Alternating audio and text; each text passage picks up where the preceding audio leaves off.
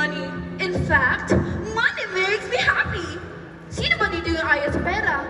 Sino ba dito yung hindi masaya kung may pera siya? Oh, di ba? Wala. I know you're all wondering why I like money. Simply because ambisyosa ako. I need money for my studies. I need money for my family. And I need money to provide for myself. Bakit? Because I wasn't born with a golden spoon in my mouth, and I am a product of an unconventional family setup where money doesn't flow easily at home. So, ano pinagagawa ko sa buhay ko? Sumasali bilang makeup artist, brand ambassador to different companies, pageant here, pageant there, pageant everywhere, from north to south.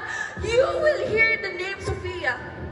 At kung tatanungin niyo naman ako, kamusta ang buhay? Malamang, mahirap. Pero, mahirap ang maging mahirap. At mas mahirap kung wala kang pangarap. Some people might belittle me, misunderstand me, pero, Denma, ang mahalaga, may pera. At ang mas mahalaga, may dignidad, kredibilidad, at integridad. Bilang isang babae at bilang isang tao.